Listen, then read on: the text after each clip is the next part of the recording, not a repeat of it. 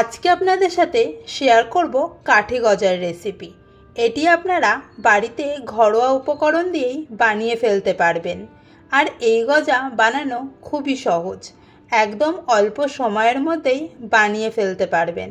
কাঠি গজা বানানোর জন্য প্রথমেই একটি পাত্রে 2.5 বাটি ময়দা নিয়ে নিচ্ছি।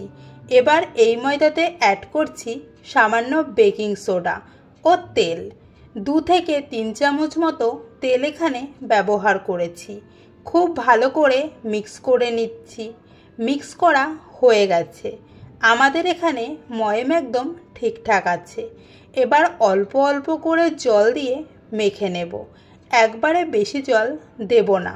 এখানে ময়দা একটু শক্ত শক্ত করেই মাখতে হবে, মানে লুচি ও পরোটা তৈরি করার সময় আমরা যেভাবে ময়দা মাখি তার থেকে শক্ত। ময়দাটা আমাদের এখানে মাখা হয়ে গেছে। এবার ময়দার ডো সমান দুভাগে ভাগ করে নিচ্ছি। এবার একটি অংশ বেলুন পিঁড়ির ওপর দিয়ে হাতের সাহায্যে লম্বা করে একটি চাকুর সাহায্যে মাঝখান থেকে কেটে ছোট করে নিচ্ছি। এবার ছোট ছোট টুকরো করে কেটে নেব। এবার এগুলো একটি পাত্রে রেখে বাকিটুকুও ঠিক এইভাবেই কেটে নিচ্ছি। আর অর্ধেক ময়দার যে ডোটা রয়েছে সেটিও হাতের সাহায্যে লম্বা করে এভাবে ছোট ছোট করে কেটে নেব। এবার এখান থেকে একটা একটা করে টুকরো নিয়ে হাতের সাহায্যে লম্বা করে নেব। আপনারা দেখলেন আমি কিভাবে এটি তৈরি করছি। এখানে গজার গা একদম প্লেন করতে হবে এই রকম কোনো ব্যাপার নেই। আপনারাও ঠিক এভাবে বানিয়ে নেবেন। এভাবেই আমি একটা একটা করে ময়দার টুকরো নিয়ে হাতের সাহায্যে লম্বা লম্বা করে নিয়েছি। এবার এটিকে সাইডে রেখে একটি কড়াইতে 250 চিনি দিয়ে দিচ্ছি। ওই বাটিরই 2 বাটি জল এখানে অ্যাড করে দেব। যখন এই রকমভাবে জলটা ফুটে উঠবে তখন ছোট গ্যাসে কড়াইটা বসিয়ে মিডিয়াম ফ্লেমে ফোটাবো, যাতে চিনির রসটা গাঢ় হয়ে আসে। এবার গ্যাসে কড়াই বসিয়ে বেশ কিছুটা তেল দিয়ে তেল গরম করে নেব। এবার একটি একটি করে কাঠি গজা তেলে দিয়ে দেব।